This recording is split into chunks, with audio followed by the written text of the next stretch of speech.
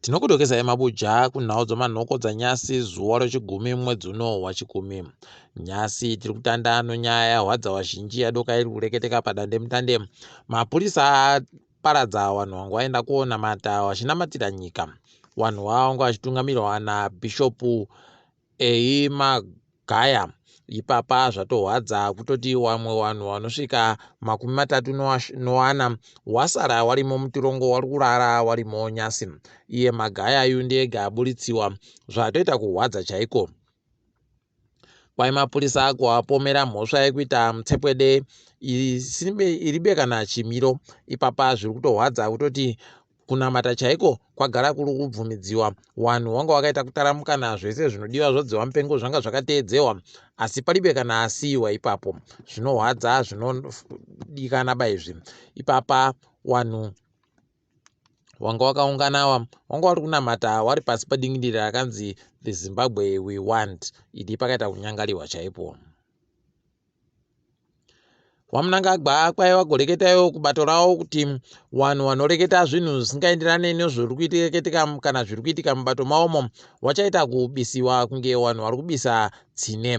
Aidi pakaita kunyangariwa chaipo. Tichagoringa kuti zvinenge zvidini. Ipapa zviri kureketeka izvi paino masoko kare okureketa kuti Jacob Mudenda akarambidziwa kupinda musangano wePolitburo wakaitiwa nozuro uno nonyaya yekureketa kwache kuti hurumende yakufanira kuti ibvume vanhu vari kunze kwenyika kuti wavhote.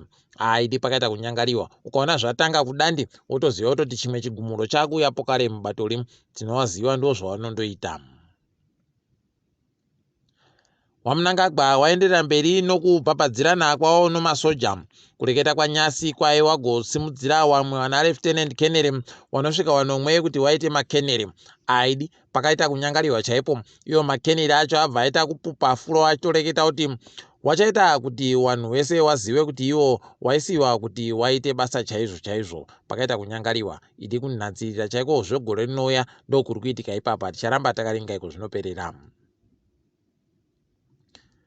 Tiri kufara kuti mumwe mubvana wekwedu Majori Ngwenya ana makore 42 kwai aisiwa muboka roPrudential Committee kuBritain com. Ipapa kwai boka rinoringa nozvokutekedzwa kwemari nomitemo yekutekedzwa kwemari. Tiri kuramba tichindomurovera manja tichiti pamberi naye aiwa ari kuita tusvinu. Zvikaramba zvakadandi zvinoita kuti nyika yedu irambe ichipfumvura. Ndo vanhu vatakaringira kuti panozoita nyika zvisvinu vanobenuka vachizobatsira kuti nyika yedu irambe ichisimukira. Ipapa kwai ndiye mudzimai wekutanda ariwo chitema akazvarirwa kuZimbabwe kuti atore chigaro mukomiti iyoyi. Aiwa tiri kuramba tichizvitenda izvi. Wakuru wakuhofisi yaMuturi kwai vari kuda kukumbira dare reparamende kuti riwarekerere nokuwangwira tsitsi pakuseenzesiwa kwakaita mari inoita 100 mabhiriyoni zviribe kubvumidziwa. Aidi pakaita kunyangariwa chaipo. Ukaona mari yakadari wobva watoziva kuti chokwadi ndechekuti tiri kutongiwa nomupavha. Vanhu chaivo vanoita zvakadari ndo vanhu vanofanira kunge vachisungiwa kupinziwa mujeri, asi tinotoziva tese kuti zvivi zvinoitika. Pakaita kunyangariwa chaipo. Hino kuti dare reparamende richazvibvuma chere kana kuti richazvireka ticharamba tichizviringa. Iyo panyaya yebodzibodziyo wakuru dare reparamende wari kuringa izvezvi gwaro rakaburitsiwa riri kureketa kuti kutekedzwa kwemari dzodziwa mupengo kuribe kuitika zvisvinu nokuti kune mari inosvika mari yomunyika mamiliyoni 70 anopfumbamwe yakaita kundotsakatika iri kuzikana baa kuti yakaendepi. Kureva kuita kuti mari iyi yakaita kubiwa chaiko nevanhu vanoseenza kubazi rinoringa nezveugaro hwevanhu. Aidi mabuja. Ukaona vanhu vanobira warombo woziva kuti paribe chisvinu. Ukaona pokare wasingasungiwe woziva kuti wakuru wavo warimo mukuja imomo nawo. Idi pakaita kunyangariwa chaipo. Tichavimba kuti izvi zvinopera mune ramangwana.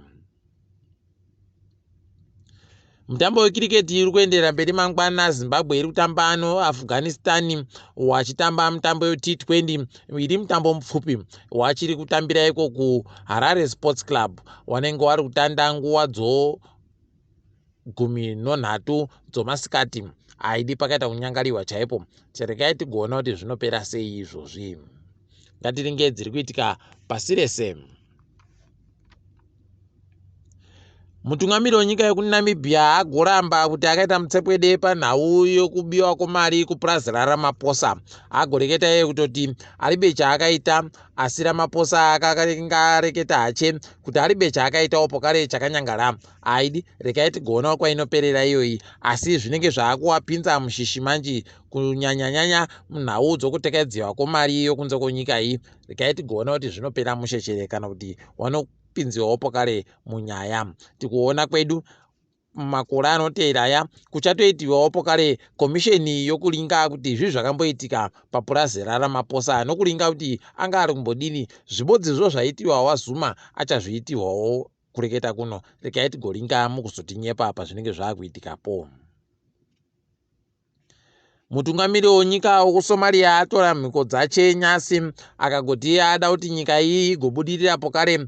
Ati heno kuti achazvikona chere kana kuti achazvitadza, ticharamba hedu takandolinga, asi tomushuvira kuti agoite tusvinu hwi kuita tunhu tunosikinya tukono.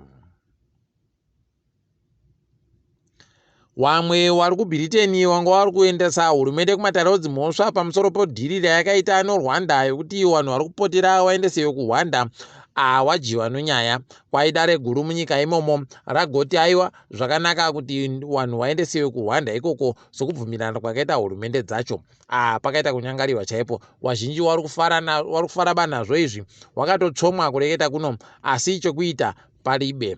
Rekai tiringe dzomutambo. Tiri kufarawo kunyepa kuti Nicholas Kimeli ndiye munhu akamhanya zvakanyanyisa kukunda vamwe vese pasi rese kubvira nokubvira pamumhanyo womamita anosvika zviuru 5. Amhanya maminitsi 12 anomasekondi 46 no2 sekondi tuduku 33. Aiwa tomurovera manja tichimupururudzira kuti aita tusvinu mubi yedu. Takadaro zvedu mabuja kwanyasi tagumira pano. Ndini wenyu mhanduwe WeNhau.